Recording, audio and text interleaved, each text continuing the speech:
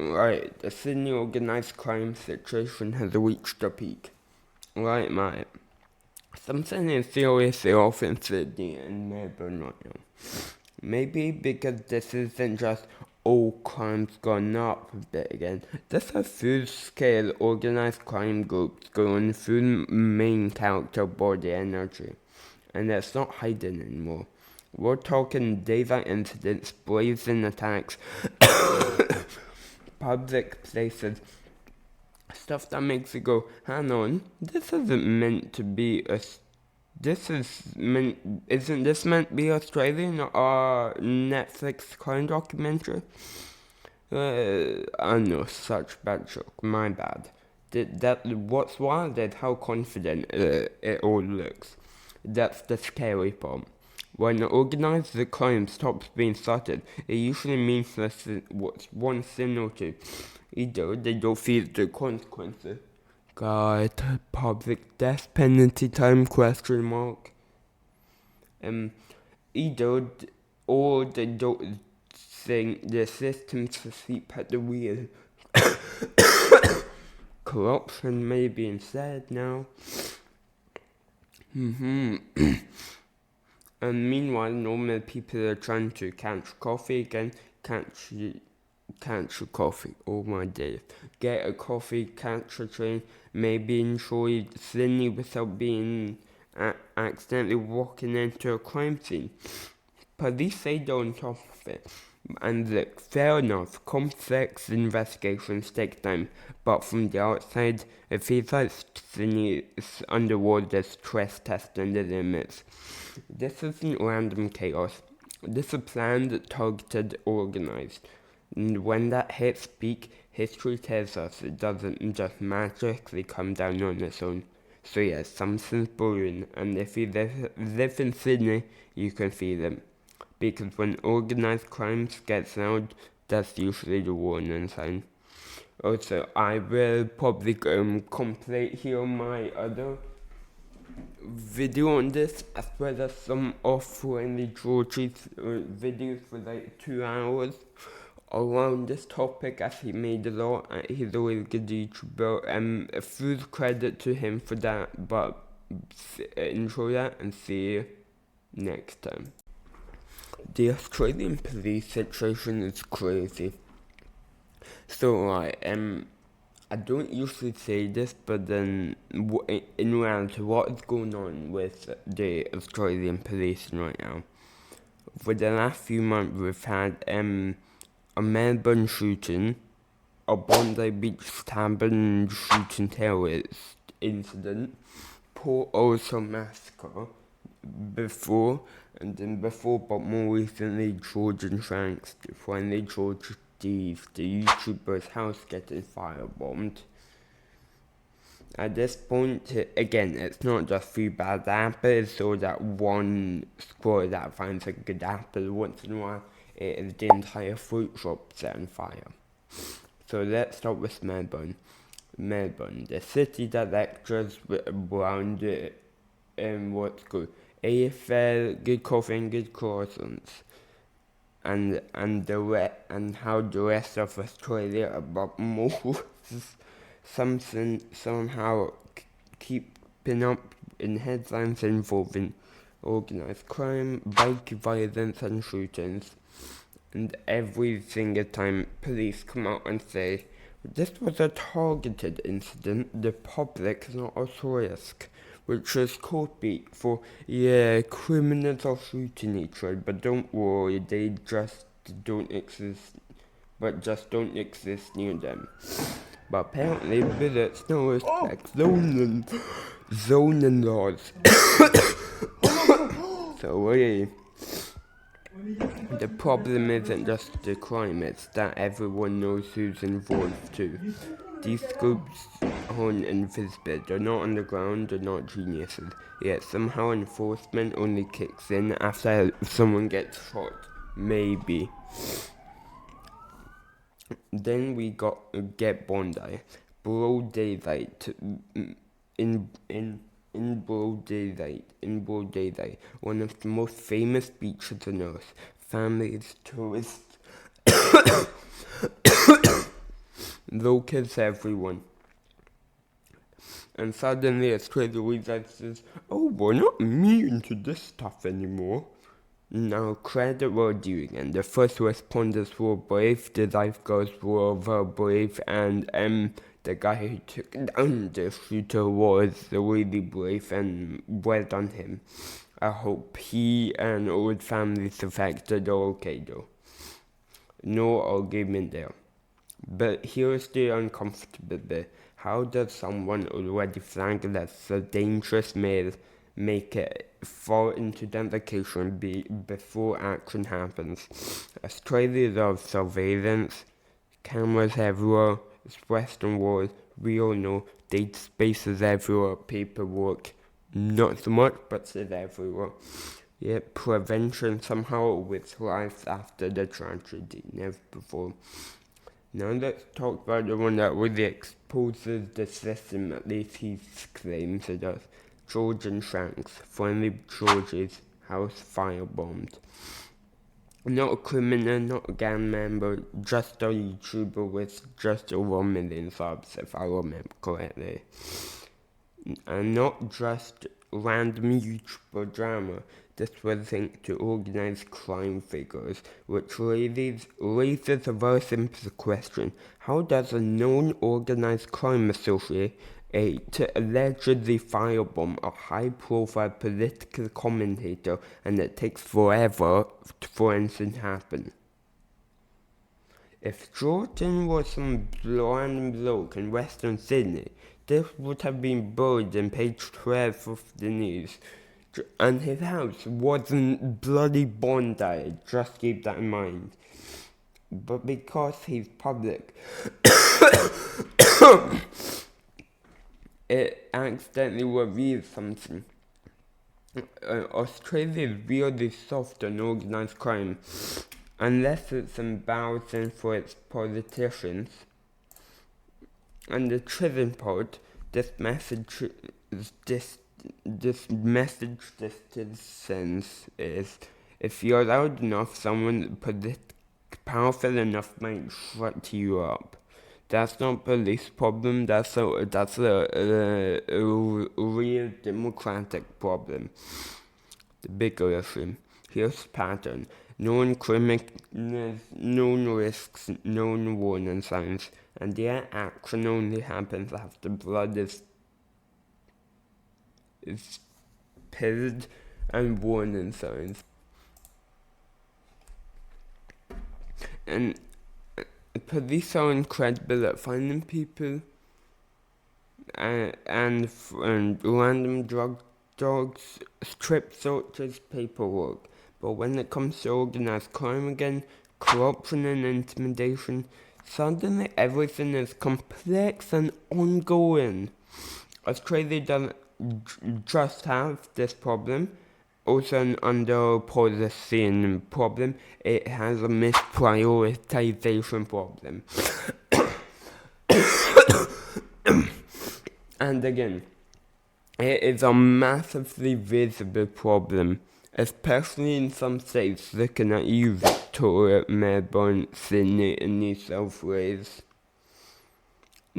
No, Australia thinks absent. No, this isn't the USA.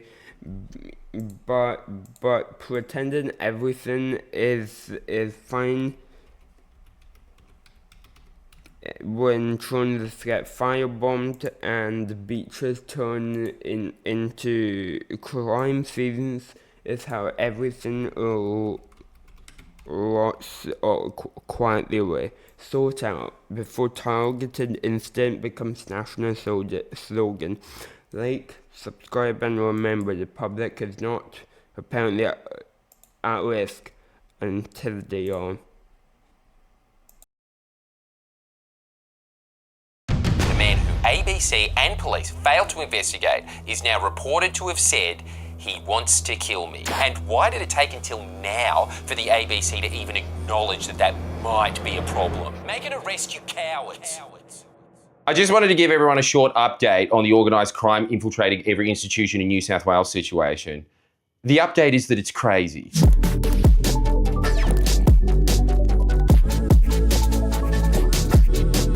If you don't know what I'm talking about, just watch this video. But basically, almost 2 years ago, Mahmoud Fazal, a reporter at Australia's most prestigious investigative journalism institution, the ABC's Four Corners, attempted to pass on death threats to me, apparently at the behest of the people from Australia's most prestigious organised crime institution, the people who firebombed my house. And when this was reported publicly by the Sydney Morning Herald and also privately to the ABC almost 2 years ago, the ABC did nothing. Well, they put out a statement that was widely shared by Fazal's colleagues, including by star reporter Louise Milligan, whose entire career, ironically, is predicated on the notion of believing victims. Well, that is when she isn't investigating why the AFL's sexual demographics don't match Darlinghurst's. I need to emphasise how amazing it is that the star reporters at Australia's premier investigative journalism institution, at Australia's taxpayer-funded media outlet no less, include a former gang sergeant-at-arms, and just judging from her social media posting habits,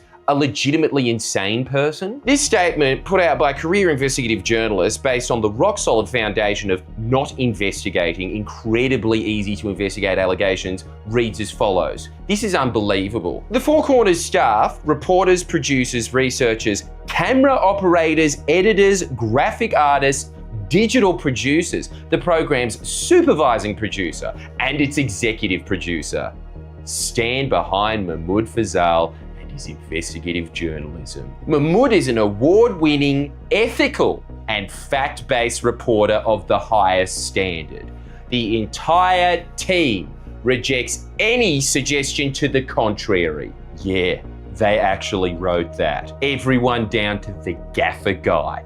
All support Fazal. That's how sure they are, without anyone in this entire self-purported cream of the crop of the Fourth Estate even bothering to fact check if any of the statements are true. Preemptive, blank, outright rejection. Aren't you glad we have them? Aren't you glad that we pay for them? I now want to do a little investigation myself and ask, is this statement even true? Does the entire team at Four Corners still reject any suggestion contrary to Mahmoud being, quote, an award-winning, ethical and fact-based reporter of the highest standard? Because Milligan, as you can imagine from her usual wheelhouse of professional virtue signalling, as soon as her previous convictions are no longer convenient, she no longer seems to have those previous convictions, shockingly. She's since deleted the tweet in support of Fazal, but she forgot to scrub her Instagram. More evidence that she's good at her job and is ethical in her reporting as well. Pretends that she never said something, does a bad job at pretending she never said something. God, they're all just such great people, aren't they? Personally, I don't believe that everyone down to the graphic artists and editors signed off on this, at least I hope not. And if you were at Four Corners when this statement was put out and you don't agree with that statement, reach out to me. Email me. We'll keep it confidential. If you were at Four Corners at the time and this statement was put out without your input, tell me. We'll keep it anonymous. The scandal continued, as a month ago, Fazal was caught allegedly taking some secret gambling cash behind the ABC's back for his podcast with Underworld reporter Ryan Nemenko. He was also caught saying some pretty psycho things about yours truly over Signal with Nemenko. Very confusingly, some of the Signal messages Fazal denies sending, most of them he doesn't. In my opinion, they're all fireable offences, as he's already tried to pass on death threats, and at the very least, the messages show that Fazal prioritises criminality over journalism. I mean, his reporting itself is testament to that, let alone his Signal messages. You already know this already, but it does need repeating because as far as I'm aware, nothing has happened.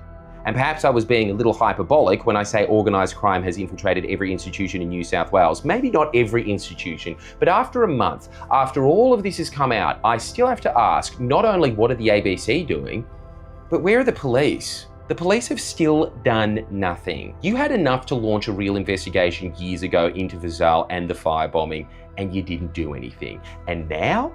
Still nothing?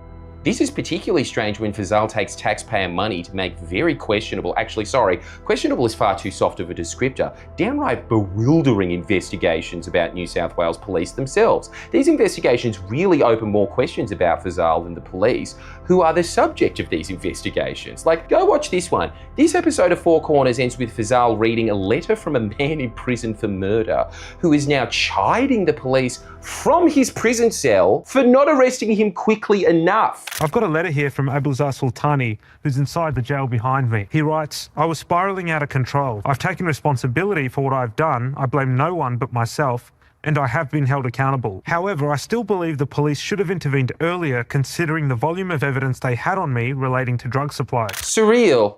Did this not ring any alarm bells at the ABC? I'm okay with having a go at the police for not making arrests quickly enough. It's exactly what I'm doing right now, but I don't know if it's the murderer's place to make that call. And it's especially strange when it appears that Four Corners' editorial stance is that the police are more responsible for the actions of criminals than the criminals themselves. That being said, police, you don't want to be on the receiving end of yet another Four Corners expose from Fazal about not making another arrest quickly enough. So I'd get your act together and investigate Fazal very thoroughly right now. Otherwise, he'll have another inside scoop on how slow you guys are. The only thing that's really happened in the wake of all of this is that the executive producer of Four Corners, Matthew Carney, resigned a week or two after the Mahmoud Fazal drama began. But apparently, this had nothing to do with his star reporter allegedly taking undeclared online casino cash or siding with organised crime over journalists. You know what? I'll take your word, Matthew Carney. This is a courtesy that he and the ABC did not extend to myself or reporter Kate McClymont when she originally reported Fazal's threats. But you gotta say though, the timing is bizarre. It's exactly when you should resign if there was something untoward that went on, and exactly the opposite of when you should resign if there is nothing untoward that went on. Who knows? Four Corners does seem to operate with this upside down logic, with criminals moonlighting as journalists, moonlighting as criminals, and the police ultimately responsible for the actions of the criminals to be held accountable by criminals moonlighting as journalists. Sorry, that sentence doesn't make much sense, but it does reflect real life. That is how the self-appointed Council of Truth Seekers operate in Australia. Guess that's why we're upside down land. Anyway, that was just a quick update. I'm still not going to be making videos for a while, but we do have some that were already filmed that we are going to be putting out on Patreon first, including one of the strangest videos we've ever worked on, a very big kind of crackpot pseudo investigation. In case this story isn't confusing enough already. You'll just have to subscribe to my Patreon to find out, or worse, you're gonna have to wait a few weeks to see it. But seriously, you should sign up to the Patreon because supporting us there literally keeps the channel alive and pays the staff. Every time we're forced into one of these lulls where we can't release much content, we obviously take huge financial hits. We wish we could be putting out more content, but frankly, it is not safe to be doing so at the moment. Rest assured, we're still working though, and you can see at least one video a week there early. In the meantime, I'm waiting to see if the police and the ABC do anything regarding Fazal, and I will not allow some cop-out, "Oh, we decided not to renew his contract" business. I want to know why the police and the ABC didn't take these death threats seriously 2 years ago and apparently are not taking them seriously now. I promise you, I will find out eventually. This is not going away, and any pathetic attempt to cover it will make the matter worse. Stop delaying the inevitable. Someone is going to have to eat what happened. I hear the ABC is very scared of firing Fazal after wrongly firing Antoinette Lattouf because Zionists put pressure on them to do so. At least that's why they're saying they're taking so long. I don't know if you know about that situation, but it's exactly what it sounds like. The ABC wrongfully fired one of their employees after receiving pressure from the Jewish Zionist lobby because she shared a Human Rights Watch report. But you'll forgive me for being a bit skeptical of the ABC's motives by now. To me, it appears to be yet another "I'm going to hide my utterly contemptible personality around some feigned identity issue" move from the ABC. Straight off the mark, Fazal is not at all comparable to Lattouf. In fact, he is analogous with the Zionist lobby, as he was pressuring me, passing on death threats on behalf of a violent organisation in order to silence reporting. Reporting, by the way, on an incredibly powerful organisation that is run by a Zionist. I'm preempting all of this just in case the ABC or Fazal try to pull the culture war card on this point, as they did the first time, as is their repeated pattern for their own convenience. The reason it's convenient is it appears that the ABC is trying to sweep under the rug the honestly shockingly poor behaviour of deliberately trying to cover up death threats, being aware that they are, while pretending to hold the moral high ground in doing so. Their initial attempt at covering this up has been hopelessly exposed at this point, and it appears that now their instinct is to just remove Fazal ostensibly because he half ticks some bureaucratic box about not getting money for a podcast. Well, that sounds an awful lot better than the truth, doesn't it? It makes it sound like just another procedural anomaly that must be followed regardless because rules are rules.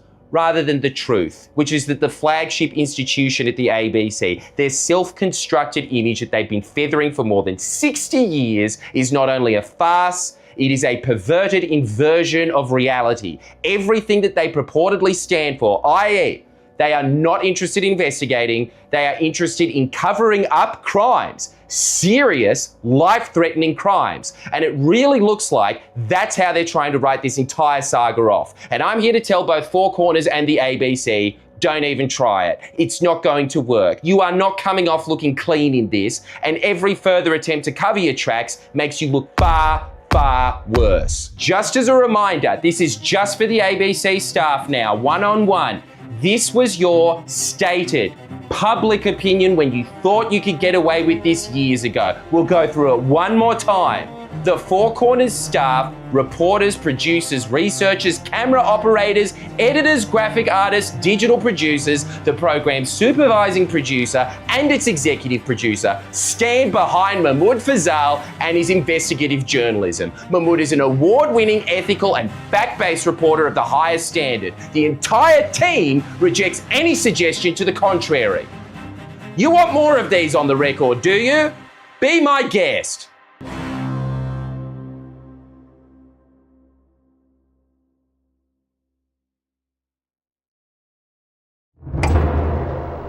The firebombing of my house. This event, I would have much preferred that the New South Wales Police handled, failing that any responsible authority, yet so far every single person or institution with an obligation to investigate has mysteriously declined or just plain failed. Apart from Kate McClymont at the Sydney Morning Herald, who needs to be given immense credit for her work on this saga. But very little credit can be given to other journalists and authorities who not only seem ambivalent about properly investigating the firebombing, but downright hostile to any potential action that could threaten to expose those responsible. And now we know a few of the reasons as to why this has been the case.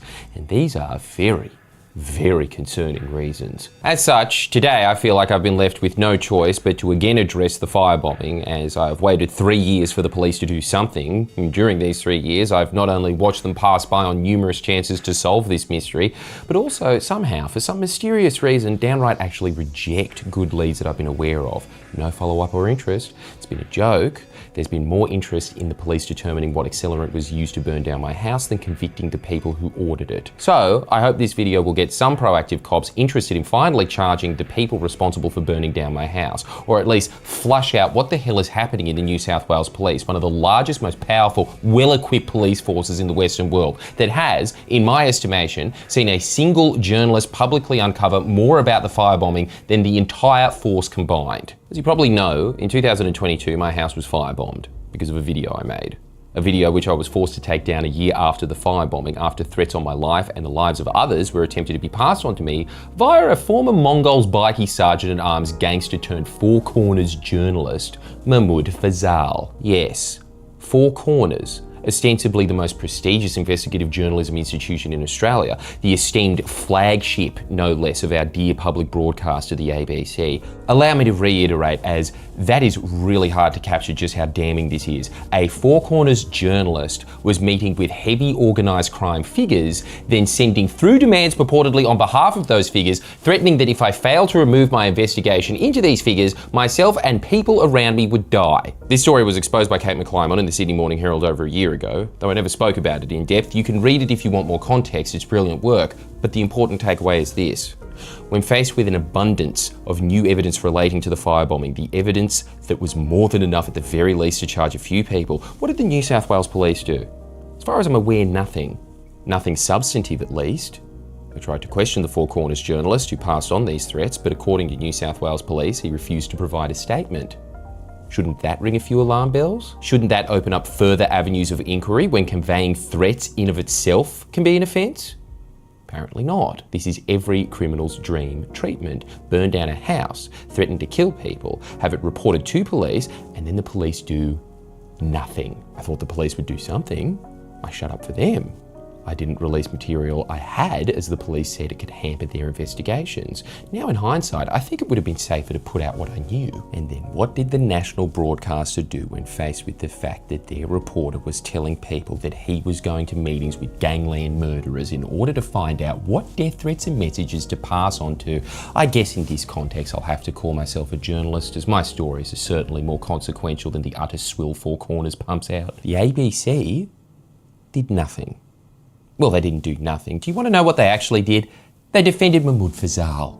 They defended this man with his self-advertised gangster history and disproof against him, who slanderously claimed that Kate McClymont's article on the threats that he passed on were based on, how's this, ethnic stereotyping. And the self-proclaimed greatest, most hard-nosed investigative journalist in the country believed him. I can assure you that absolutely nothing in Kate McClymont's article is incorrect, and considering McClymont's track record, it would take a very creative, brave, or perhaps just in way too deep ABC management type to chuck an Eddie bead and dismiss serious allegations as simply racist stereotyping. But it looks like that's what happened.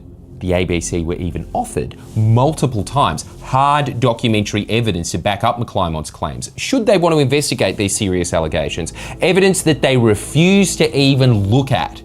In light of, I have to stress, grave allegations, death threats from one of their reporters. Which brings us to now, where even more damning news about Mahmoud Fazal is coming out, news that, to be honest, is really scaring me. First, he was in the news over a lover's quarrel with his now former podcast host, independent reporter Ryan Nemenko, a man with a similar story to Fazal, as he describes himself as part journalist, part outlaw. This was covered by Media Watch, but to quickly explain, Fazal and Nemenko started a podcast. Fazal, when getting permission for this podcast from the ABC, reportedly told his executive producer that it was unpaid. Nemenko claims that when it came to payment, Fazal and a man who had been the subject of Fazal's Four Corners stories in the past, former cocaine dealer Ben Aitken, demanded cash from Nemenko immediately. This really pissed off Nemenko. Anyway, you can watch the Media Watch episode on the beef if you want the details of Fazal's denials of demanding cash for the podcast, and then the text and bank details released by Nemenko, which appear to contradict those denials. Why is this interesting? Check the front page of the Sydney Morning Herald. Nemenko has provided what he claims are further texts between himself and Fazal, in which Fazal says, quote, Geordies and his people, they're dogs, I want to kill him so bad. Yeah. The man who I know for a fact said he was meeting with organised crime figures in order to ascertain what message to send to me from them, the man who ABC and police failed to investigate, is now reported to have said he wants to kill me. So bad. There's more in these text chains, which is just as damning. But before I get into them, I want to note that, as reported by Kate McClymont, Fazal has claimed that one of the text messages is fabricated and the others merely taken out of context. Now, just to editorialise a little, knowing a bit about the background of this story, it would have taken a very sophisticated writer with insider knowledge of the entire situation and a deep grasp of Fazal's prose to fake any of these messages. Having seen the original chains, it's very difficult to see how these could possibly even be taken out of context. Plus, even if just some of these texts are real, as Fazal himself has now implied, that's enough of an indictment on Fazal and the ABC in of itself. I also want to add that Fazal has denied allegations in the past that I know are quantifiably true, backed up by text. One that springs to mind instantly is passing on threats for organised crime. Compound that with his denials and then the contradictions of those denials with evidence detailed in the latest Media Watch, and I really don't trust his word. At all. So let's see what the chain said. Some context, the day earlier I released this video about the conviction of Toofy whatever his name is for firebombing my house. I made this oblique reference to Fazal. Why do the Alameddines, an organised crime gang, give so much access to certain ABC journalists? Why is the ABC so ardent in defending these certain journalists? In response, Nemenko has claimed that he and Fazal had this exchange. Ryan Nemenko, we all sweet to do Ep 2, or has that issue with Shanks rattled ya?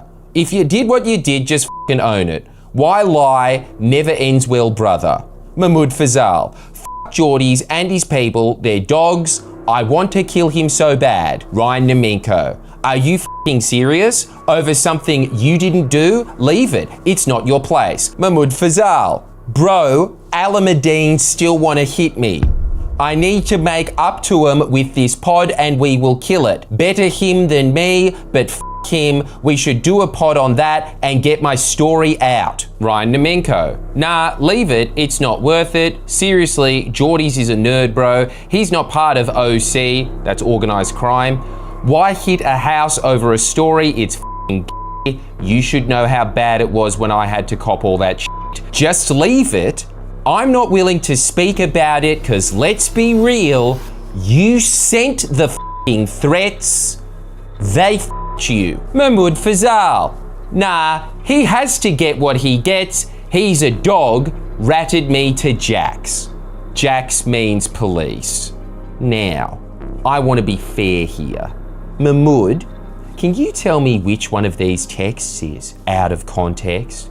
Keep in mind, I have a bunch of screenshots of the original chains. Was make it up to the Alameddines with a podcast out of context? Do elaborate on how. I'd love to hear it, because if it's not out of context, if organised crime has a man in four corners, supposedly the most prestigious investigative journalism institution in Australia, if their guy has fooled, well, I was going to say the smartest investigative journalist in the country, but let's be honest. If you can't follow up on an offer for evidence as a journalist, you're atrocious. But if organised crime has a guy in the ABC, I have very little doubt that a sprawling institution such as the New South Wales Police has been compromised to some degree.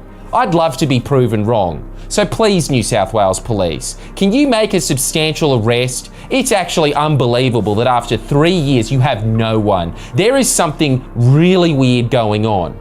There's also more texts. Mahmoud Fazal. Yes, last 5 seconds. Why do certain journalists get access to the Alameddines? Ryan Nemenko. See, he's a sly dog. Mahmoud Fazal. And he has my story behind him, he's a f***ing rat. Ryan Nemenko. Yeah, bro, bad. Now, in the wake of these leaks, Mahmoud is desperately trying to paint Nemenko as a dishonest actor, stating in an email to the Sydney Morning Herald, Ryan Nemenko has a criminal history, a history of harassment, and a documented record of dishonesty. As a journalist, you should know that background is material when assessing his reliability and motives as your source. How does he not see how hypocritical that is? Mahmoud, didn't you claim McClymont was relying on your background to stereotype you when she relied entirely on hard evidence for her claims? Now you're relying solely on Nemenko's background to refute text chains, some of which you yourself have tacitly admitted were real, just out of context. Again, how? What's the context in which any of this is okay? Please enlighten us. Plus, you have provided no hard evidence to the contrary, just Nemenko's background. That's not fair on Nemenko. Furthermore, if Nemenko is a liar, if he has, in your words, a criminal history, a history of harassment, and a documented record of dishonesty, why start a business with him? Why start a journalistic endeavour with him, where the sole purpose should be to expose the truth? But I guess if those character traits are good enough for the ABC, they're good enough for Fazal. Seriously, this really needs to be emphasised because this is so damning, and not just Fazal, but the entire ABC as an institution. What is a Four Corners journalist doing passing on threats to other journalists and demanding cash from this person? And why did it take until now for the ABC to even acknowledge that that might be a problem? Mahmoud has more to say about me. I don't know why he's crying. Seriously, comes with the territory. You want to shit on gangsters and make fun of them in your video. Ryan Nemenko. Ha ha ha ha ha. That's what I said watching it. Mahmoud Fazal. The world's not your little bubble on the internet. Bro, this fell off hard. His videos are getting 100 to 150k roughly. I wonder if this video will get more than 150k. Let's see. Why am I crying? Firebombing comes with the territory? Yeah. I guess it does come with my territory, my reporting, but certainly not yours, Mahmoud. The only time you piss off organised crime figures is by accident, when your attempts at jobs and favours to make up to them blow up in everyone's faces. Look at Mahmoud Fazal's repertoire of reporting. I can't think of one instance in which his access to these crime figures has produced anything revelatory or negative about organised crime. He's never revealed any political connections, never any strange financial deals, any malfeasance that the authorities failed to pick up on. He's not an investigative reporter. He makes Gardening Australia or Woman's Weekly style interviews for crims. It doesn't even expose anything or pass the basic fundamentals of what journalism supposedly is, which is a quest for the truth. Showing a bunch of crims talking about how honourable they are and how they never break codes. All criminals break the code. They're all ratting on each other all the time. If you're in a milieu where murder is commonplace, a milieu where the only abiding principle is amorality for financial gain, who's seriously dumb enough to buy the idea that there's a code that people follow? But that's the point. His reporting serves as a purpose to enforce the convenient myths around organised crime in Australia. To keep the right people afraid and the right people impressed by these gross displays of violence. It's very clear in this where Fazal's sympathy lies. It's sympathy for criminals, sympathy for murderers, sympathy for traffickers, sympathy for business, taking our tax money to try and sell the Australian public the fiction that wealthy crime magnates are some sort of downtrodden, forgotten people, forced into poverty, into crime, and picked on by the Australian establishment. When any shred of investigative reporting would reveal that in Australia, these figures are wealthy and exploitative entrepreneurs, fueled not by desperation, but a deep culture of familial amoralism. The leaders of these groups are not ostracised by Sydney's establishment, but are in fact increasingly ingratiated with them, welcomed with open arms. It's not anti-establishment or brave to celebrate millionaires just because they made their millions screwing over people outside of the law. It's adolescent as hell, and it's an indictment on the ABC and the Gen X managers there who are so out of touch, so desperate for younger viewers, that they desecrated an already anemic Four Corners, forcing it to produce crime porn, slop, propaganda slop, tailor-made for organised crime. Make an arrest. Make an arrest, you cowards.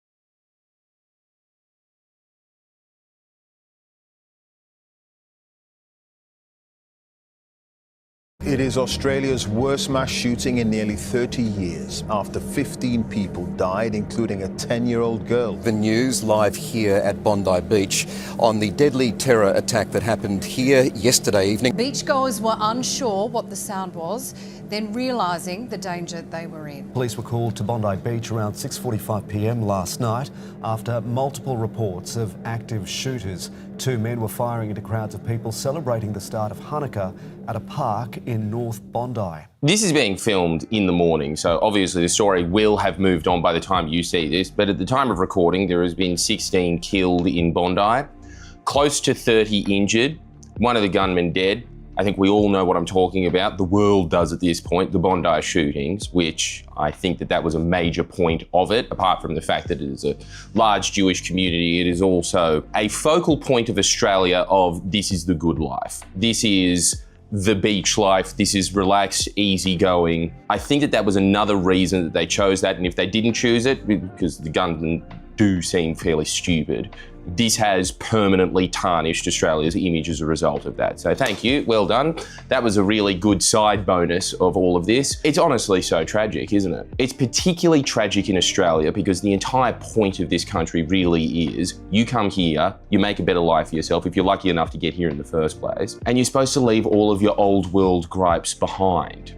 You don't bring that shit here. And the fact that they did is the reminder that, no, we're gonna do that. It's tragic for many, many reasons. The death toll is huge. I think it's the biggest since the Port Arthur massacre. So rest assured, this is going to be a permanent blemish on Bondi's image. And Bondi has always been the focal point of terrorist attacks throughout Australian history. There has been a lot of anti-Semitic attacks in Bondi over the years, but not to this scale. There's also been my terrorist attack, by the way, as well. That was also in Bondi. This is the one that is going to permanently change the face and image of Bondi. It will be remembered from now on as like a Port Arthur thing. Honestly, my condolences go out to obviously everybody's families who were shot there. That was really appalling, terrifying stuff that I would like to reiterate, you don't expect to be here. I think that is some of the clearest most reprehensible footage that we've ever seen. I think that a lot of that has to do with the fact that everybody has camera phones now, but God, it was so real, wasn't it? I kept thinking the whole time as well, thank God the guy that crash tackled them was a Muslim. Could you imagine if he wasn't? And props to that guy as well. That was some of the most heroic stuff I've ever seen from anyone. Going up while they're blazing, sneak attacking them, and taking bullets. Copping spray for about 3 minutes. The death toll would have been a lot higher if it wasn't for him. I do hear that Chris Minns is saying that there is going to be a bunch of reform as a result of this, and we will wait to see what that reform is. But can I just suggest something, Chris? You really got to do a Bob Carr on the police force. I understand from early reports that the Australian Federal Police and ASIO were aware of at least one of them. They were a father-son duo. I understand that this is out of the purview of Chris Minns, but I have to say that this is a common character trait throughout all of the Australian police force. They're so lazy. They're a bunch of Chief Wiggums. I know this from my own experience with the cops. I know this from numerous other people's experience. There is this deliberate painting in American media for some reason to try and make Australia out to be this police state, this sort of democratic North Korea. It's absolutely the exact opposite. I can tell you from lived experience here. We are living in Springfield. Our police force is lazy, they are incompetent, and I think that that is really a result of the fact that Australian society generally is fairly lazy and incompetent, and that's great, but it really does, because, you know, you can usually get away with it in a country that is as peaceful and easygoing as Australia, where everyone is too lazy to think about such retributive, hateful acts as this. But if somebody does break that sort of Malay code that is in Australia, this is what happens. And you have a police force that is well aware of it and doesn't do anything. I think that if you are going to make a bunch of reforms, Chris Minns and Anthony Albanese as well, you really have to do something about the culture of police in this country. I've also heard from a guy that used to make reality TV shows about detectives in Australia. He used to go in and he was saying that it was honestly so appalling that he would have to go out and make them look like they were doing their job. They would just sit around and have the longest lunches. They do fuck all. They do absolutely nothing. That is the big reform that needs to happen. And I know that that was a big reform change that happened under Bob Carr, so it is possible, and a big part of his police commission into it. Everybody always points out, oh, the corruption and all that. No, a big part of changing the culture was, you get an hour for lunch, that's it. Then it's back to work. Now, having said all of that, 2 police were injured, and that's obviously tragic and valiant. The issue I have is more with investigators, not cops on the beat, and how this was able to slip through the net. This is really evil stuff. This is changing the face of a nation permanently. And I don't even think that they thought this through as well. They are just psychotic, awful human beings that deserve the highest of condemnation from everybody. And also on top of this, you understand that it's politically motivated from their end. And what have you accomplished? Really. If your goal was to attack Israel, then you've given them the greatest gift that they could possibly give, which is a true tragedy and a true understanding of, like, this is why the Israeli state needs to exist. And obviously, this is a very good example of that, isn't it? Like, you've kind of just proven their case for them. So well done.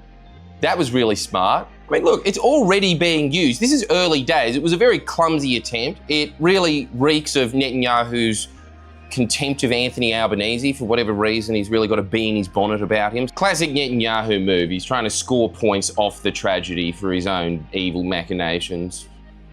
This one, I've got to say, was a particularly odious attempt, and also so early into the tragedy as well. So he immediately linked it to that and said that this is all Albanese's thought for not being tough enough on anti-Semitism, which is a real stretch, seeing as the Albanese government has done more to address anti-Semitism than any government in Australian history. The guys that set up the anti-Semitism task force, for Christ's sakes. Obviously, Anthony Albanese really playing the bigger man, as he usually does in international disputes, really rising above it, saying, no, this is a time of national unity. This is way beyond petty calls. But as you are saying, this is already going to be used as a great propagandic point, because there is serious merit to this. This is a really horrifying attack. It's tragic.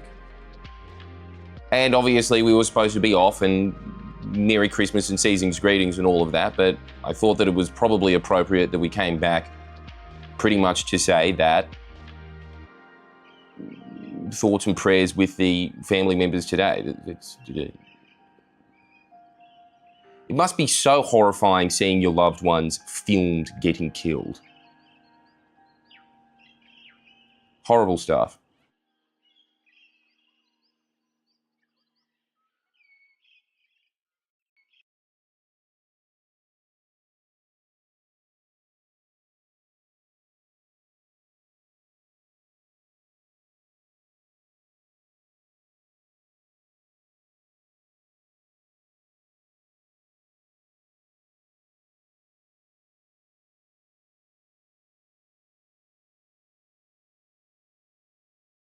Not even God is going to stop me doing what I'm going to do to you.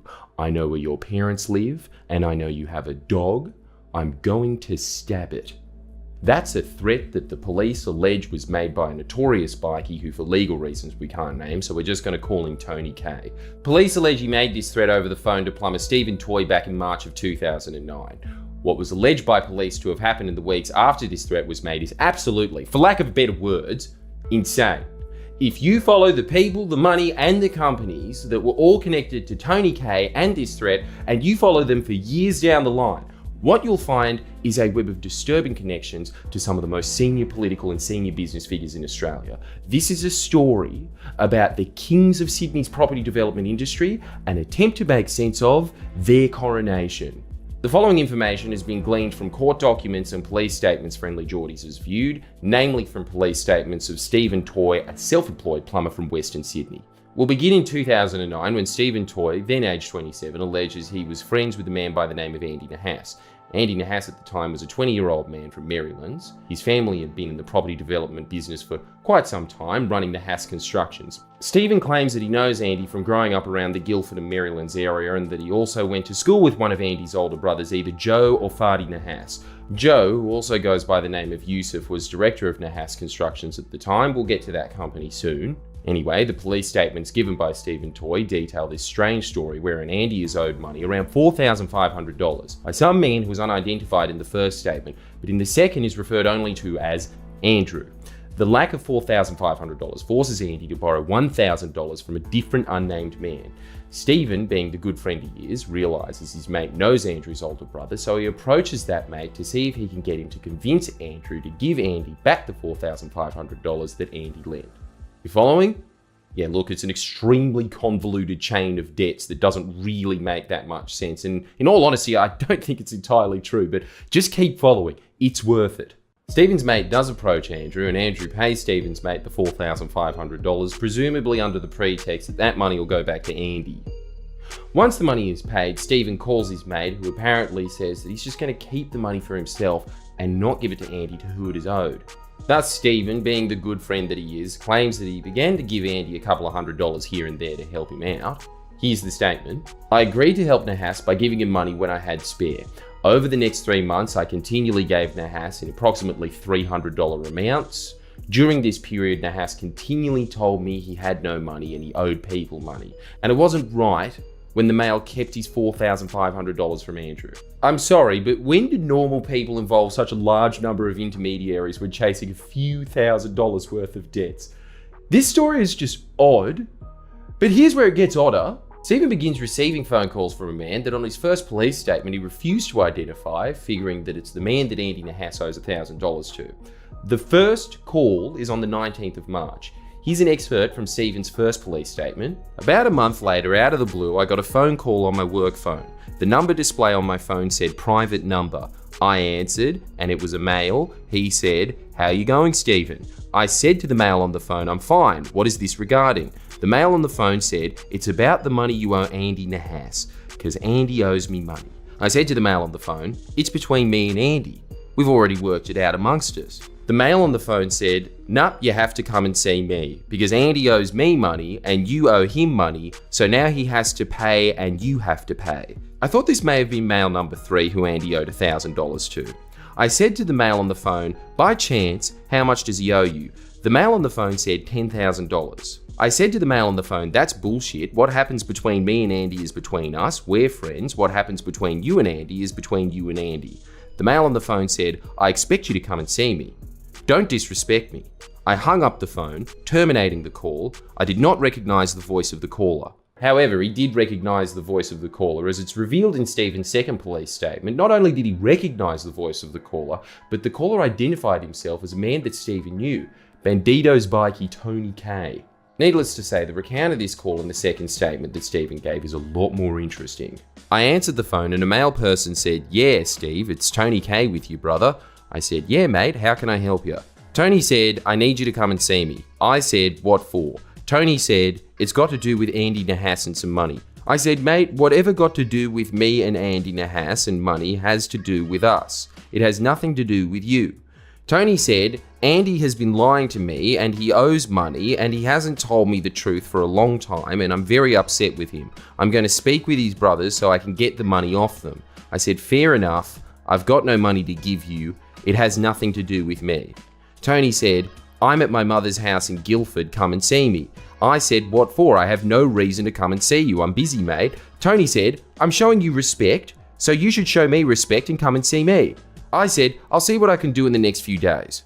In this second statement, Stephen also claims that he'd seen Tony K around the Marylands area, had family connection to him, and also knew him from when he used to work security at the Pink Pepper Lounge in Parramatta, where he'd see him with a man that for legal reasons we'll call Charlie D. The reason as to why Stephen did not identify Tony on his first statement could be somewhat related to the last few lines of his second statement. "I truly think that they would hurt or kill me and my family. They already hurt me so badly I thought I was going to die, and this is why I am truly fearful for my life and my family's." Yeah, we'll get back to that later.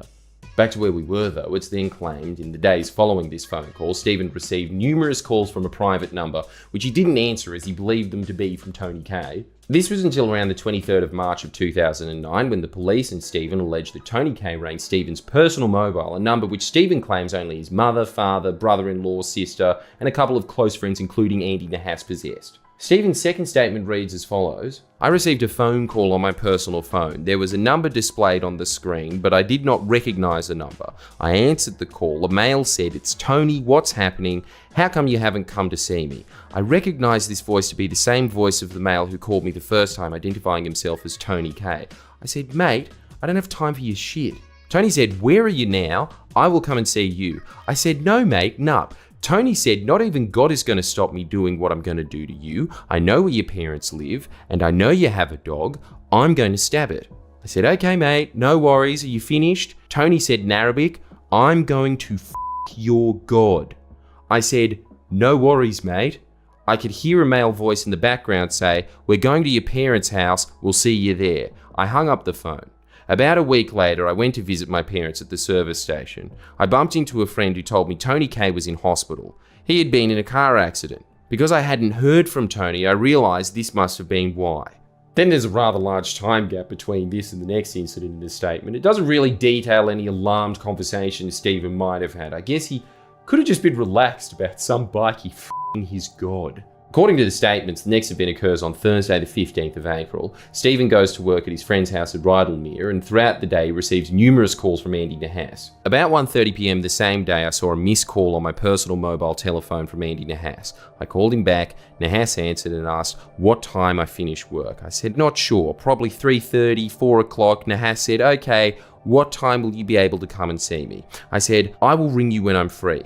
The call ended about 3:30 PM. The same day I received a call from Nahas. I answered. Nahas said, "What do you reckon the absolute latest is that you'll be able to come and see me?" I said, "I'm not sure, mate." Nahas said, "What you reckon about 7? I said, "I don't. Probably earlier." The call ended. About 5:30 PM I received another call from Nahas. At this time I was at another mate's house. Nahas said, "How long are you going to be?" "I am in Guildford. I need to see you. We need to sort the money out." I said, "Just after 6 o'clock, I'm busy." The call ended. About 6 PM I received another call from Nahas. I answered. Nahas said, "I'm at Red Rooster, can you come see me?" I said, "Mate, give me 10 minutes and I will be there." I left my mate's house and I drove to the Red Rooster at Guildford. This is around where the statement takes a violent and dramatic twist. Stephen borrows his mate's van, drives to Red Rooster, and, well, again, there's very little point in doing anything other than reading the second statement. When I pulled into the driveway, I saw Andy Nahas in his car. It is a silver-coloured Toyota Camry Sportivo. Nahas was in the front passenger seat, another male was in the driver's seat, there was another male in the back seat. I think they are uni friends of Nahas. I parked the van next to his Camry and spoke with him through the window. Nahas got out of the car and came to my window. Nahas said, "Look, what are you doing?" I said, "I have to go load the van. I need at least an hour and then I'll meet you." Nahas said, okay. At this time, a black Commodore drove into the car park. Nahas said, "Look, there's Sarge's car." The Commodore had very dark tinted windows and I could not see inside. It parked on an angle about 3 meters from the rear passenger side of my van. I turned my head to the left and I saw all 4 doors of the Commodore open. 4 males got out of each door and ran to my van. At this stage, I only recognized Tony Kay. He ran to the passenger side of my van. Tony is about 22 years old. He is Middle Eastern appearance and is skinny. He is very tall, about 6'2". He's about my height, but because he's slim, he looks really tall. He was clean shaven and looks really baby faced. He looks to me like a kid. He was wearing grey coloured 3/4 pants, white coloured Nike shoes, a dark coloured hat, either Nike or G-Star, and a grey and horizontal striped hoodie. The hood was on his head covering the hat. As he was running towards the car, he held the front of his jumper up and I could see a Glock. The Glock was black, but looked badly scratched. Tony pulled the Glock out of the front of his pants and I watched as he cocked the gun. This all happened in a matter of seconds. One of the males opened the passenger door. It would have opened about 30 centimeters. I leant over and pulled the door shut and locked it. I sped off. I drove out of the car park and turned left. I'm not sure what street I turned onto, but it is the same street the Guildford Club is on. I looked in my rear vision mirrors and I saw the males run back to the black Commodore. They sped out of the car park behind me. On this road, the black Commodore overtook me just as the round meets Marion Street. I tried to turn left, but the Commodore pulled in front of me and I could not continue driving without running into the car. Tony Kay got out of the rear passenger seat. He ran towards the van with his shirt up and I could again see the pistol.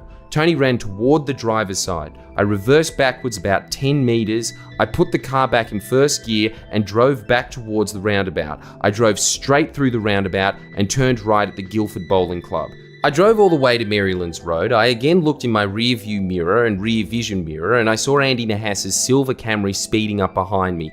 I went to turn right onto Marylands Road. The silver Camry forced me onto the wrong side of the road and then they got jammed behind a median strip. I kept driving towards a roundabout. I turned left at that roundabout. Granville Park was on my right hand side. I then saw the silver Camry drive up again behind me. I continued driving over a bridge that goes over the railway tracks. There were cars lined up at the traffic lights. I drove around the cars and through the red light and turned left onto Pitt Street. The Camry was still chasing me. On Pitt Street, the Camry overtook me. As it did, I turned right into a one-way street, and the Camry had no choice but to keep going. At the end of the one-way street, I turned right into McFarland Street and drove past Maryland's RTA. This car chase appears to be verified by the police, as in their statement it claims that CCTV footage from Maryland's railway station depicts a white van on the wrong side of the road, followed closely by a silver sedan. At this point, Stephen believes he's lost his pursuers, which include Andy Nahas, Tony Kay, and a few other men, so he apparently drives the van to its owner's grandmother's house in Greystanes. When he gets out, there's no one home, so he leaves the keys in the letterbox and walks down the road. Now, poor Stephen has really bad luck because apparently as he got to a road just down from the house, Andy Nahas's silver Sportivo pulls up. Tony Kay, Andy Nahas, a bloke by the name of Olsen, and another male got out of the car. At this point in the statement, we get to the obligatory near-forensic description of what brand of clothes each of the men were wearing. Nike Air Maxes seems to be a favourite, but as interesting as scallywag attire might be, the next section of the statement is far better. I got into a verbal argument with Tony and Olsen. We were yelling at one another. I remember him saying it was no longer about the money, it was about principle, and I had made Tony look like a gronk. Olsen walked towards me and I shaped up and got ready to fight. Tony pulled the Glock out of the front of his pants and cocked it back. Tony said, "Give me your phones." I handed Tony my personal mobile telephone. Tony and Olsen then grabbed me and pushed me into the back seat of the car. I was sitting in the center of the back seat and Tony was sitting on one side and Olsen was on the other. They were yelling at Nahas saying, "Get f***ed. We will return the car when we feel like it." Got into the driver's seat and the other male got into the front passenger seat, drove off, and Nahas was left on the side of the road. One of them put a jumper over my head and forced me to lean down forward. I don't know which one it was. Whilst my head was down, I was repeatedly smashed in the face and head. I immediately felt severe pain in my head. The car drove for about 15 minutes. I was assaulted the whole time whilst the car was moving. I do not know who was assaulting me as my head was covered. I felt the car pull into the driveway. Moments later, the car stopped and I heard all 4 doors open. One of the males said, "Shut up, don't say a word, put your head down." Someone tried to pull me out of the right-hand side of the car. I hung onto the center console. I didn't want to get out. I eventually turned my body and tried to get out. I put my right leg out the door. When I put my left leg out, I felt someone grab it and twist my left foot inwards. This was extremely painful, and I thought my leg was going to break. As they were twisting my leg, I turned onto my stomach and crawled out of the car. Keep in mind, these are just details from Stephen's second statement. In his first, he details being stabbed in the car, but we'll continue. I ended up lying face down on what I believe was a concrete driveway. The concrete was light grey in colour. It looked like old concrete. One male said, "Get up, get up." I did, and they walked me into the garage. My head was still down and covered. I could only see the ground. Stephen's statement then alleges that he's repeatedly assaulted and then threatened and held against his will in this garage. I could slightly see through a gap. Olsen in front of me, he punched me in the face and I immediately put my hands up in defense. He said, "Put your hands down." I put them down. Olsen swung again and punched in the face. And I put my hands up. I remember he was breathing heavy. I then started to be repeatedly assaulted again by Olsen, only now he was using a 4x2 wooden plank. It was painted a very light grey blue colour. He was hitting to my face and arms. During this time I saw Charlie D. He was with Tony and Olsen was still in the garage. I know Charlie D through work when I was in security. He had caused a problem at one of the clubs I was working at in 2007. Tony, Charlie and Olsen had a conversation. I heard one of them say, "What are we going to do with him?" I heard Charlie say, "Just cut him up and chuck him in the river." Everyone left me for a short time in the garage alone. Moments later, Olsen came back in and tied my hands and feet with cable ties and then gaffer tapes around the ties. Olsen then punched me in the right eye. I knew I was bleeding because I felt blood run down my face. He then punched me in the left eye and I felt immediate pain. I saw stars. He left me sitting on the ground, now with my hands and feet tied, and the cover was now off my head. I think it just fell off. Olsen turned the light out, walked out of the garage and pulled down the roller door. I heard a padlock lock on the outside. Sometime later, the roller door opened and walked in. He was alone, was carrying a bottle of water, came over to me and helped me have a drink. As my hands were tied, I could not hold the bottle, so he held it to my mouth and tipped water in. I could see the bottle was the Fiji brand and was a rectangular bottle. It was clear and the water inside was ice cold like it was straight out of the fridge. Was carrying a torch or something, so he did not turn the light on. He said, "Are you alright?" I said, "No, I'm f***ed." Left the bottle beside me in the garage and left, closing the roller door again behind him. Sometime later, approximately half an hour, the roller door opened and Olsen and Charlie walked in. They turned the light on. One of them said, "Get up, get up." They helped me to my feet and set me on a chair. The same chair I described in my other statement. They tied my body to the chair. My arms were also tied to the back of the chair around my elbows. My hands were left cable tied and gaffer tapes. However, they cut my feet and re-cable tied them to the legs of the chair. They left the garage, turning off the light and closing the garage door again. My version from here is exactly as I stated in my original statement. However, at some stage, I believe it was the following day, Tony K came into the garage and he was with his cousin. I know of Tony's cousin through working at clubs. Andy Nahas has also mentioned him. I have seen him before, however never spoken with him. Charlie D was with them. They were in the garage with me for about 20 minutes, and during this time Tony K stood on my face and continually told me don't look up. The other two were saying stuff, but I don't remember what they were saying. At one stage I was lying on my side and Tony was standing on my face. Tony said, "Go and get the bolt cutters. We're going to cut your toes off and send them to your mum." I screamed, "No, no, no, no," and I started kicking and moving. Tony K said, "Okay, we won't do that. We will cut your finger off and send it to your mum. You won't bleed though, because we will burn the metal and hold it where we cut your finger off and it will stop the bleeding." Tony K then said, "Look up." I could see he was holding a piece of sponge. It was like greeny colour and it looked like an underlay. He said, "Put this in your mouth so you don't scream when we cut your finger off." I could see Tony K was holding a pair of garden shears and had them open around my left thumb. I thought he was going to cut my left thumb off. He just stopped and let me go. Tony K then said, you have two options. You can either let me shoot you in both of your knees and we will drop you off at the hospital and let you go, or you can think of who is going to come up with $50,000 for us. I said, I don't know who's going to have that kind of money, mate, and I don't have my phone and can't go through it. Tony K said, well, think of someone and I'll leave you here for a few hours. You are a waste of time and having you here is a risk because people will start to know. Stephen's first statement then details multiple phone calls between him and his mother in a desperate attempt to raise the $50K. Seemingly after these fail, one of these men gets spooked and releases Stephen, but only after he spent a night locked up in the garage. In his first statement, Stephen, like he did with Tony, refuses to identify this man, but his second statement reads as follows. Was the person who took me home. There was no one else there that day. The reason I did not tell the police this part of my version when I first made my statement was because I'm extremely scared of these people. During the time they held me, they repeatedly told me that if I told police or anyone went to the police, that I'd be dead. No one would ever find me, and they would do the same to my family. What they did to me, they had people on standby to do it. From this experience, I believed this to be true. I truly think that they would hurt or kill me and my family. They already hurt me so badly I thought I was going to die, and this is why I am truly fearful for my life and my family's. I am so scared that they will do more bad.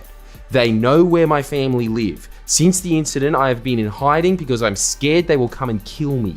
After being released by Stephen goes to his parents' house, then immediately to hospital where he's treated for broken left eye socket, head trauma, severe bruising to face and eyes, stab wound to the left side of his chest, cut to his right eyebrow, severe bruising to both his arms, constant headache, chipped front lower teeth, severe swelling to face, eyes, neck and arms. But the ordeal apparently isn't over for Stephen, as police allege that whilst he was being treated in hospital, a group of men came looking for him. The police statement reads as follows. While Stephen Toy was at Westmead Hospital, Mustafa Jawad, Tony K and another male separately entered the emergency reception area of Westmead Hospital.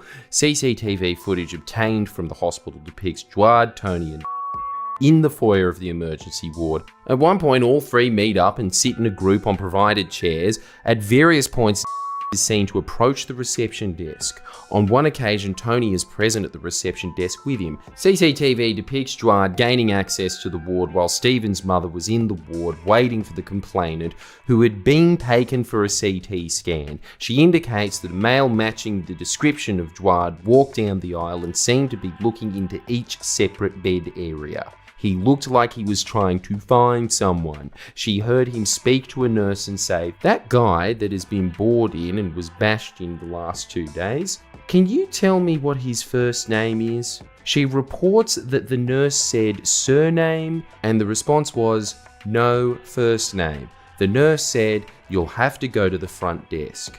Stephen's mother reports that the nurse told her that there had been an inquiry about her son. Stephen's mother asked her to find out their name and who they claimed to be. She indicated that a short time later, one of the administration spoke to her and indicated that there had been a man saying his name was and he was Stephen's brother-in-law. The complainant was made anonymous for hospital purposes. Stephen then makes the two statements to the police, one on the 18th of April and the other on the 24th. The second one I just read the bulk of.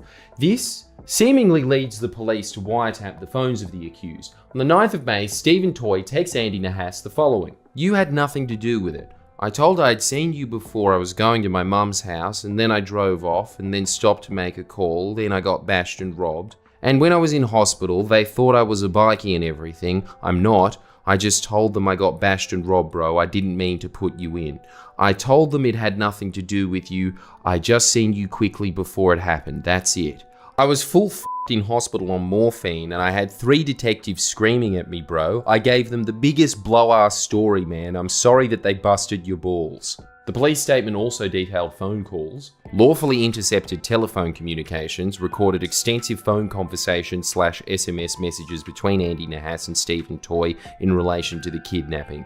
Further conversations/SMS contact was then had between Andy Nahas and Tony Kay. On one occasion, 9th of May 2009, during an exchange of a number of SMS messages between Andy Nahas and Stephen Toy about the offence, Stephen Toy indicated that he is interstate. Andy Nahas called Tony Kay and relayed the information from the SMS messages. During this call, Andy Nahas refers to Stephen Toy as that bitch and that girl. He also tells Tony Kay he reckons he is interstate. Tony Kay says, "Where's interstate?" Andy Nahas says words to the effect of, "I don't know, we're going on a holiday, cuz." Tony Kay says, "Alright, bye." Conversations have also been intercepted between Andy Nahas. 3 days later, on the 12th of May, about 20 heavily armed police raid the homes of Tony Kay and 3 other suspects, arresting and charging Tony Kay, Andy Nahas and Olsen with kidnapping offences. I believe all were denied bail apart from Andy Nahas, who was released on a $25,000 bond paid for by his brother Joe Nahas. Along with the bond, Andy's bail conditions included report daily to police at Marylands, surrender passport to register at Liverpool local court, do not apply for any travel docs or approach any points of departure from Australia, not approach or contact any co-offenders, victim or witnesses or cause anyone else to, and a non-association order with any members of the Bandidos Motorcycle Club. On the face of it, this ordeal appears to be a pretty slam dunk case for the cops. You've got a witness, phone taps, CCTV footage, but what happens just a month later appears to derail the entire case. On the 15th of June 2009, the police receive a letter from Stephen Toy's lawyer advising them that Stephen no longer wish to be a witness. It reads as follows. Dear Detective Sergeant Woods, re Stephen Toy.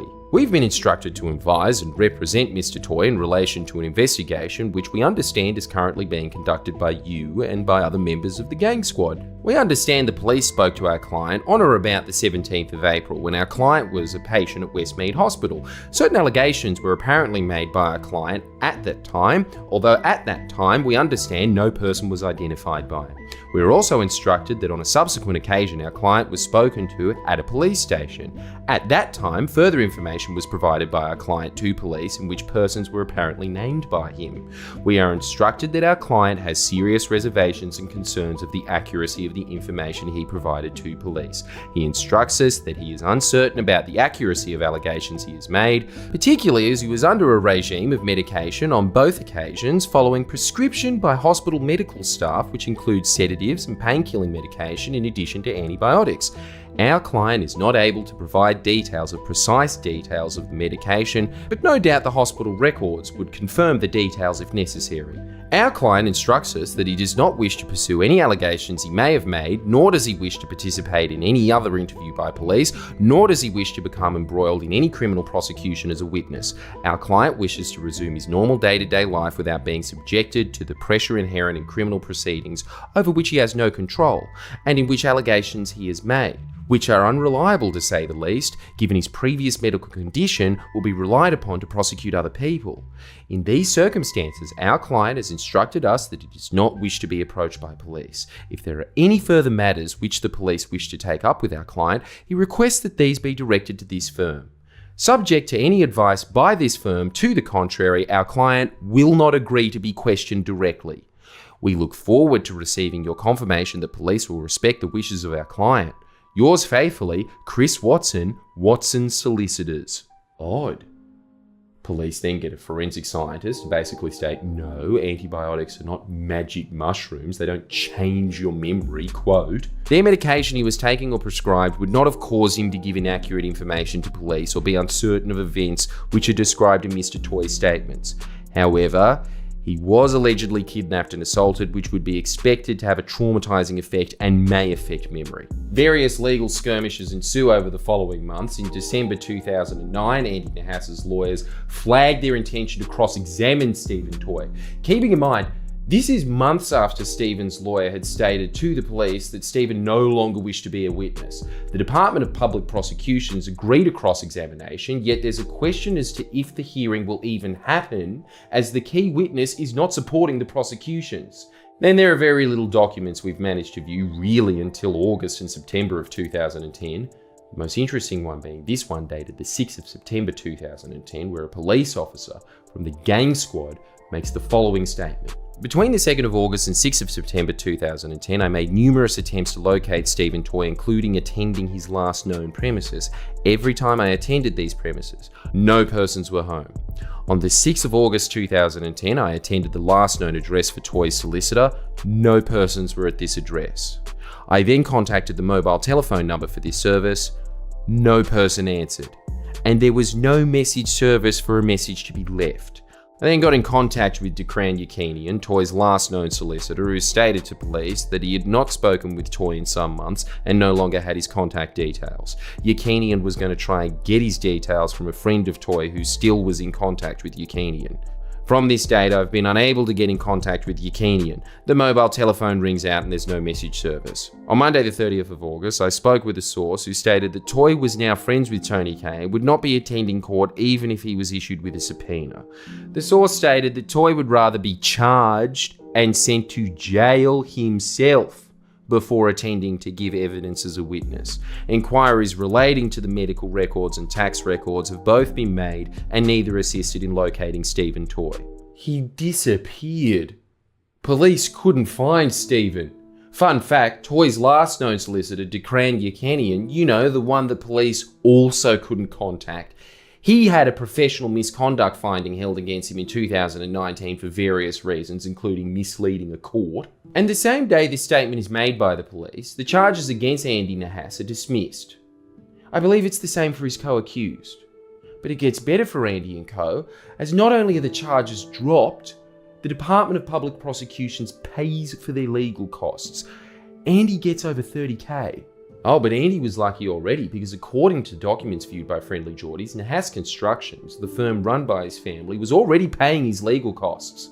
That might explain why they were using Doyle's construction lawyers in a serious criminal matter. What a story as it is.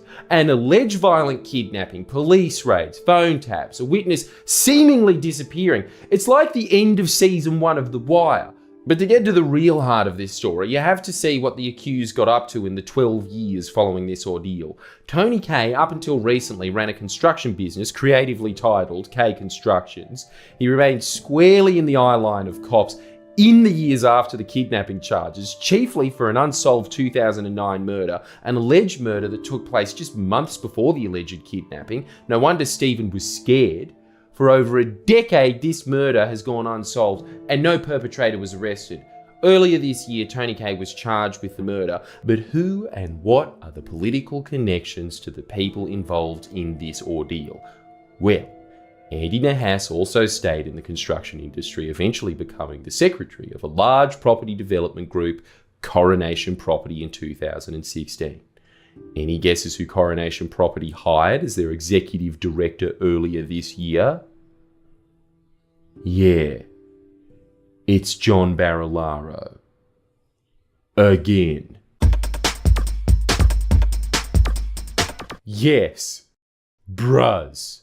Announcing that he was working for Coronation, the company that Andy Nahas, the guy police unsuccessfully alleged was a kidnapper, worked for as well, Barilaro grandly proclaimed, "It's rare in life to come across an opportunity where the vision excites you and the passion of the individuals behind the name is so infectious that it captures you. Let me introduce to you #Coronation Property. My next chapter begins." He just has an eloquent way with words. But what a short chapter that was. Not as short as the one that followed it. John goes to New York from February this year right up until he got his trade commissioner role. Well, right up until he thought he got the trade commissioner role. John Barilaro worked as the executive director of Coronation Property, the property development company run by the Nahas family. And the secretary at the time was our friend and co-star of the story that you just heard, Andy Nahas. Coronation Property is the company that grew from the ashes of Nahas Constructions, the company that paid for Andy's legal costs. Both have been directed by Andy's brother Joe Nahas, or Yusuf Nahas as he sometimes goes by. Nahas Constructions' connections to this alleged kidnapping are at the very least bizarre. Police claimed that the phone calls that took place when Stephen was kidnapped between him and his mother, where he demanded $50,000 for Tony K, in exchange for not being chopped up and thrown in the river, those calls were made on a phone that was subscribed to a provider by Nahas Constructions. By the way, they also alleged that one of the co-accused was employed by Nahas Constructions. I believe at some point the police alleged that Tony Kay was also employed by Nahas Constructions, but statutory declarations submitted by Joe and Fadi Nahas of Nahas Constructions vigorously disputed that claim. Alleged bikie connections aside, the political and business connections of Nahas Constructions from around the time are compelling. Nahas Constructions donated $13,950 to the Liberal Party in 2010, leading up to the 2011 election. They also used to be the goalpost sponsor of the Parramatta Eels. In fact, it had been previously reported by the Sydney Morning Herald that director Joe Nahas in 2010 had facilitated an introduction between a Parramatta power broker and a member of the Obeid family. Coincidentally, in 2016, Tony Kay made headlines after Parramatta Eels footballer Corey Norman and Junior Palo and Penrith Panthers James Sagiaro were photographed dining with him and members of the alleged Alameddine crime family at Golden Century Restaurant. Later in the night, Norman was caught in possession of drugs at Star Casino. The footballers were issued warnings by police for consorting with criminals. But back to what happened to Nahas Constructions. Well, as the Obeids well and truly found out, all good things must come to an end. And in 2012, Nahas Constructions went bust, leaving a trail of subcontractors chasing up unpaid debts. In fact, one subcontractor, Bluestone, blamed Nahas Constructions' alleged failure to pay them for their work for their demise. Things obviously got pretty desperate, as it was reported in 2013 that Standover Man and Mick Gatto associate Alex Talul was employed by desperate contractors to chase debts from Nahas Constructions. It wasn't looking good for the Nahas family business. Kate McClymont reported in October 2012, Joe Nahas, who also goes by Yusuf Nahas, listed himself as unemployed on his personal insolvency agreement. This allows a debtor to come to an agreement with creditors to settle debts without becoming bankrupt. Yet only about a year later, as reported by McClymont, in March 2014, he became a director of Coronation, and 2 months later, Nahas finalised his obligations to creditors, according to corporate records. Like a phoenix from the ashes, Coronation Property rose. Coronation Property is a venture between the Nahas family and corporate lawyer and businessman John Landerer, who along with Joe Nahas became a director. Like the Nahases, John Landerer is also a Liberal Party donor, donating tens of thousands of dollars to the party over the years, including to the New South Wales fundraising body, the Millennium Forum. You know, the one that got busted accepting mafia donations and set up politicians with developers. With Joe and John as directors, the same Andy Nahas, who was charged with kidnapping, became a secretary of Coronation in 2016. Friendly Geordies has previously revealed that this is the same year in which Andy was also charged with assaulting a security guard. For this charge, the other director of Coronation Property, an esteemed lawyer John Landerer, provided a character reference for Nahas. How sweet. Wherein he claims, "I have no hesitation in advising my opinion that the offence is a one-off incident not likely to ever be repeated based on my belief that Mr. Nahas is a man of honesty and integrity and proud of his family's high standing in the community." High standing in the community. Andy was convicted of that assault, by the way. Don't worry, he was only fined $800. Not much for a man whose family owned $20 million houses. How far he's come since that alleged kidnapping. Plus, he's now in good company with ex-executive director John Barilaro's beef with a different type of working man.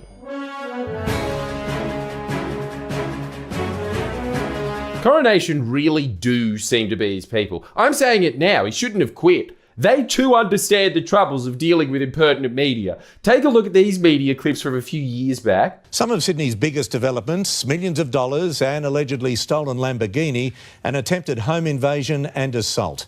They're the ingredients of a family war being played out right now in a Sydney court between three wealthy brothers.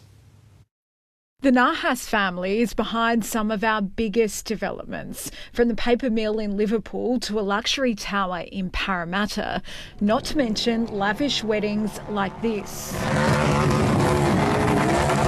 Shutting down the City West link in the months before Salim Mahajar's nuptials made headlines. But the cracks started to appear earlier this year in the form of a family feud over millions of dollars. Fadi Nahas on one side claiming the dispute sparked this. CCTV of two unidentified men trying to kick down his front and back doors as his wife and child cowered inside. The cause of the incident, however, remains unknown. Once we're warriors, three of us, we're great at what we've done and just fallen apart, deteriorated over money. Fadi, who claims he wasn't paid his cut of the Coronation Property Company, was accused in court of intimidating the managing director, his brother Joseph, telling him, "You are going to pay me my money and it's going to be nothing under $5 million. The court heard he also punched his brother in the face and took his Lamborghini and Range Rover. Fadi doesn't deny those allegations, but says the luxury cars were in lieu of the money he was owed. My client thought he was entitled to a payout and he hadn't got that, so that will be part of his defence. The feud far from over. The hearing will resume later this year. Kelly Fedor, 9 News. Together, they built some of Western Sydney's biggest luxury developments. But tonight, the Nahas family is torn apart. A dispute between brothers landing one in court on criminal charges. It's a decision which brought Fadi Nahas relief, but not much more. I'm very disappointed it came to this. I don't see it as a win for anyone. If anything, it's been a humiliation. Allegations he intimidated his elder brother and stole luxury vehicles withdrawn after Joseph Nahas decided he did not want to give evidence. The elder Nahas is the managing director of the Coronation Group, behind developments which include the paper mill in Liverpool and a luxury tower in Parramatta. It's that company which Fadi Nahas says they fell out over, admitting he took things too far in March when he confronted Joseph Nahas, saying, "You don't want to meet up, you dog," before he slapped and punched him. The magistrate accepted the assault came during the ongoing dispute between the brothers. She said this was out of character for a man who did not have a violent record. And so she handed Nahas a $1,500 fine. Families and money are always a problem. Most people would agree with that, but being able to resolve it is a great outcome.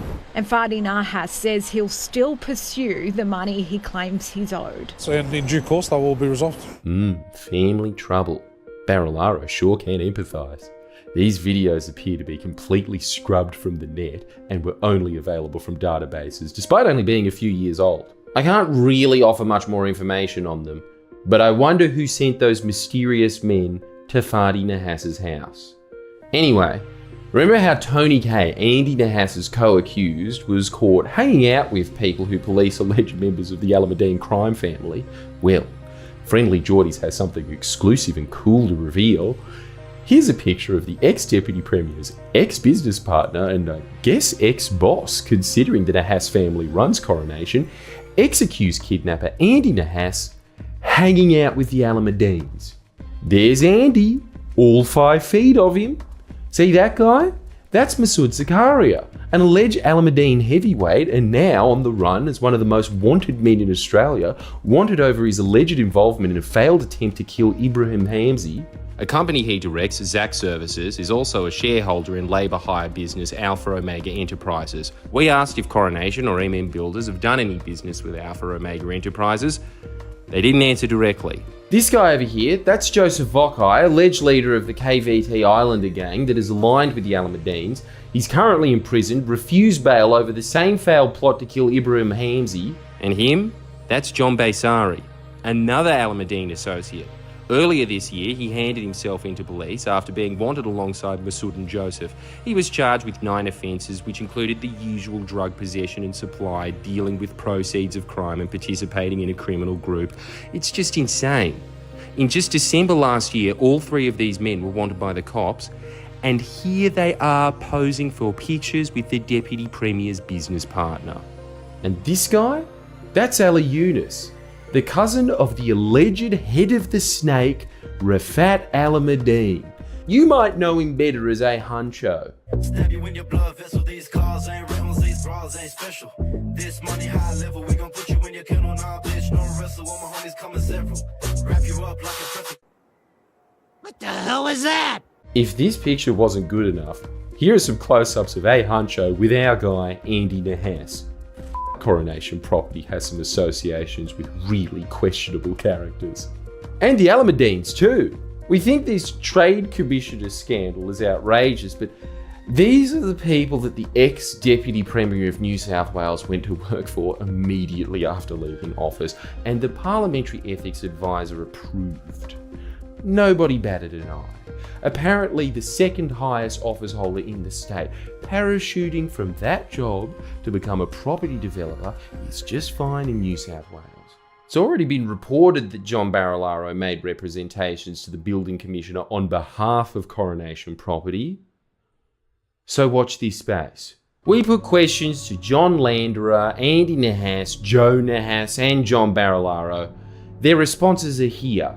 This is just the beginning of an ongoing investigation into Coronation Property. We have more to come, especially pertaining to their dealings with contractors. So if you've had dealings with Coronation, or have any information you wish to share, send it to friendlyjordies@protonmail.com. Stories like this take a large amount of time, resources, legal risk, and just plain risk to produce. If you appreciated today's video and would like to see more long-form investigations like it, please become a patron. Links to our Patreon in the description, and you can also click the link here. You can also buy a Fixated Persons Unit t-shirt. And as a final note, I want to emphasize the size and wealth of Coronation Property Co. This video was the story, or lack thereof more accurately, about the people that ran a bus construction company rising from the ground to be crowned one of Sydney's largest developer families, Coronation Property Co. Their website today reads, with over $5.3 billion in mixed-use projects in the pipeline, Coronation Property's story has only just begun. And you know something? I think they're right.